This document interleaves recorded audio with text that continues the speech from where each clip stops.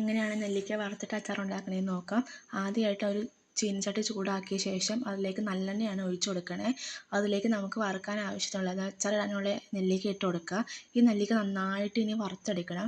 ഇത് തൊലിയുടെ പുറത്ത് നല്ല കറുപ്പ് കളറാവണ വരെ നമ്മൾ നന്നായിട്ട് വറുത്തെടുക്കണം. നല്ല ടേസ്റ്റാണ് കേട്ടോ അച്ചാറിന്. സാധാരണ നെല്ലിക്ക അച്ചാറിനേക്കാൾ നല്ല ടേസ്റ്റാണ്. അപ്പോൾ നന്നായിട്ട് അതിൻ്റെ തൊലിയുടെ കളറ് മാറുന്ന വരെ വറുത്ത് കോരി മാറ്റി വയ്ക്കുക.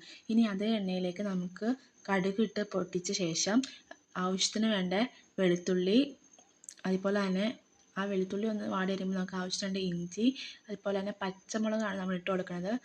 ഓക്കെ, ഇതെല്ലാം ഇട്ടിട്ട് ഇതെല്ലാം നന്നായിട്ട് മൂപ്പിച്ചെടുക്കുക വെച്ചിട്ടുണ്ടെങ്കിൽ ഈ വെളുത്തുള്ളിയുടെയും ഇഞ്ചിയുടെയും കളറ് മാറ്റി നല്ല ബ്രൗൺ കളർ ആവണ വരെ നമ്മൾ മൂപ്പിച്ചെടുക്കുക. നല്ലെണ്ണയ്ക്കായാലും വെളിച്ചെണ്ണയാണെങ്കിലും യൂസ് ചെയ്യാം.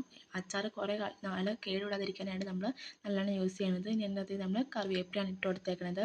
ഇതെല്ലാം കൂടി നന്നായിട്ട് മൂപ്പിച്ചെടുത്ത ശേഷം നമുക്ക് ഇതിനകത്തേക്ക് ആവശ്യമുള്ള പൊടികളെല്ലാം ആഡ് ചെയ്ത് കൊടുക്കാം. തീ കുറച്ച ശേഷം ഞാൻ നെല്ലിക്കയും അതുപോലെ തന്നെ മുളക് പൊടിയും ഉപ്പും കായപ്പൊടിയും കൂടി ഇട്ട് നന്നായിട്ടൊന്ന് മിക്സ് ചെയ്തെടുത്തിട്ടുണ്ട്. ആവശ്യമുണ്ടെങ്കിൽ കായപ്പൊടി ഇടുക. ഒരു 2 നുള്ളി കായപ്പൊടി വേണ്ടി വരുള്ളൂ.